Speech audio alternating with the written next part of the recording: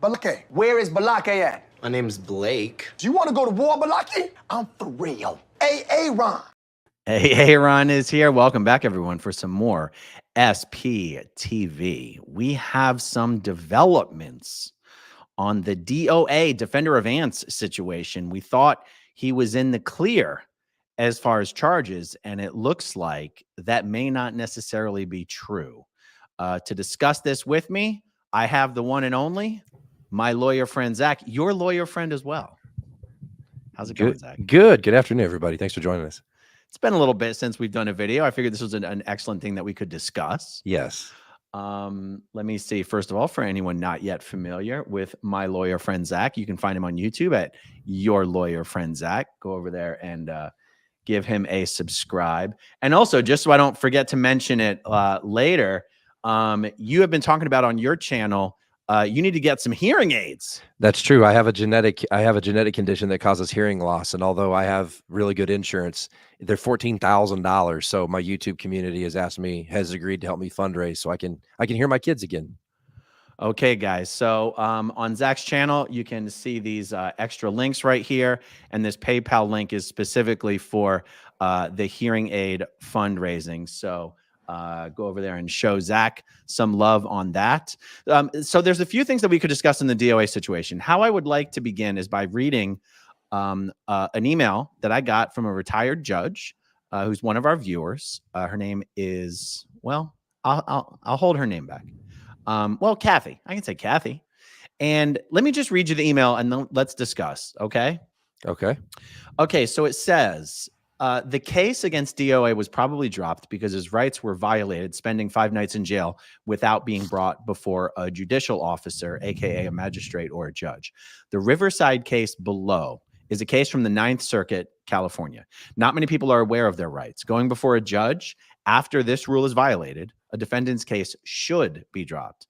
I hope this was the case and not because the prosecutor simply didn't want to pursue it. I'm not sure I understand that particular sentence, but moving on.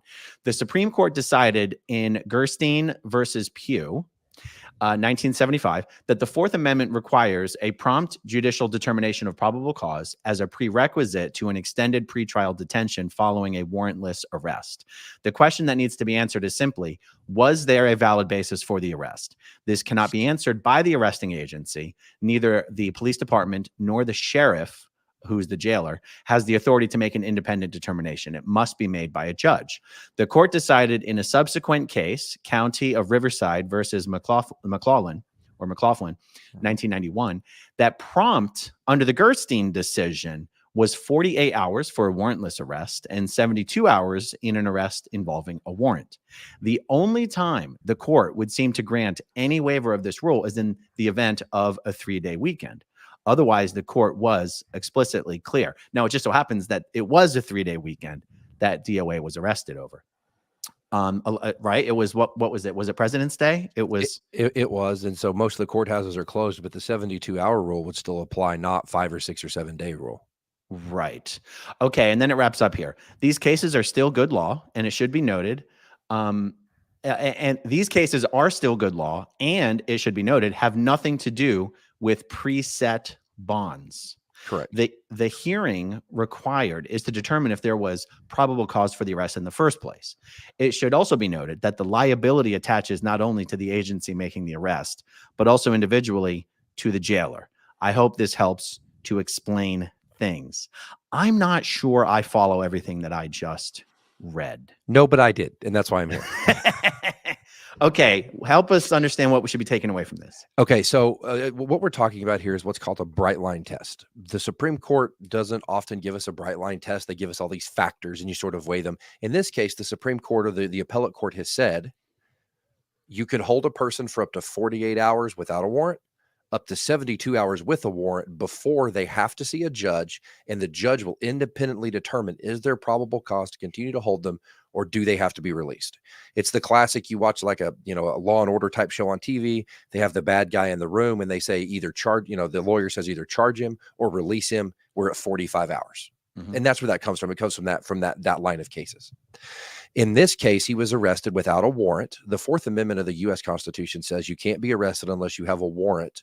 But the Supreme Court has said that there are certain exceptions. For example, if you get pulled over and you're drunk, or you get stop you and you have illegal narcotics in your pocket or something, those are reasons that you could go to jail without a warrant. And then they just establish probable cause later, right?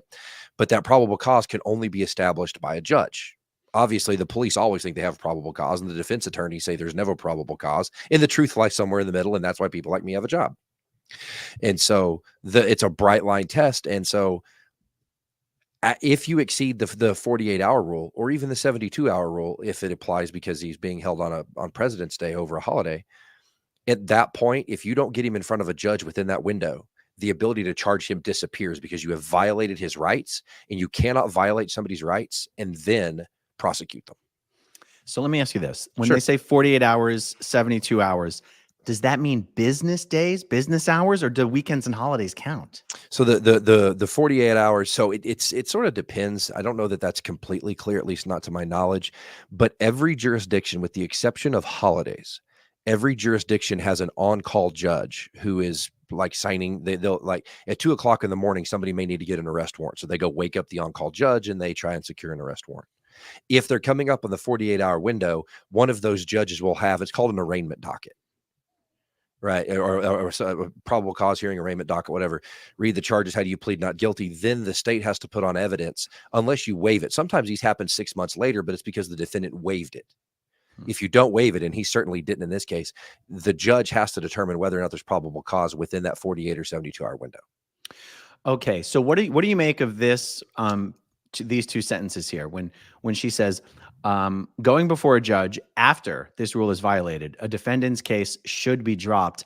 I hope this was the case, and not because the prosecutor simply didn't want to pursue it. So what the retired judge, what Kathy is articulating here is what I said earlier. Once that window has expired, they can't be charged. It has to be dropped. And what she's hoping is it was dropped because the window was exceeded, and not because the DA just decided, I don't want to prosecute this case. It's called a no pros.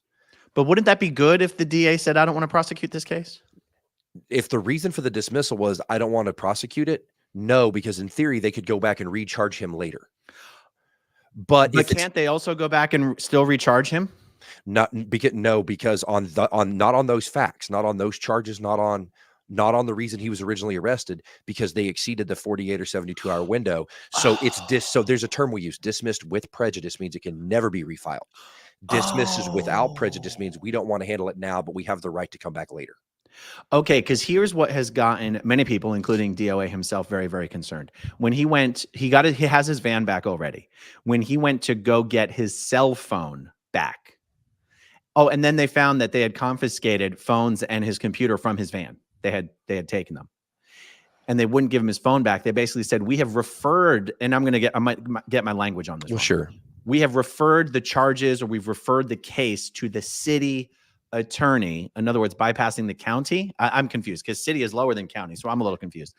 And it looks like they're still going to try to pursue to get him charged for this, but through the city instead of through the county. Is any of this making sense? It does. So he was originally arrested on, I think, felony conspiracy. Felony conspiracy. But the city can't prosecute a felony. They can only prosecute misdemeanors. So they could be any number of things. If he's living in his van, it could be, for being a transient or a derelict or something. He's of course not, but any number of things. What they're doing is they're doing everything they can not to have to release that back into his possession until they've had every opportunity to look at it. And unfortunately, in this country, we have something called civil asset forfeiture laws that says if something in your possession was either gained by or used in the commission of an illegal act. Mm-hmm. Do I still have you? Stand by. Roger. Aaron, I got to follow up with you. Okay.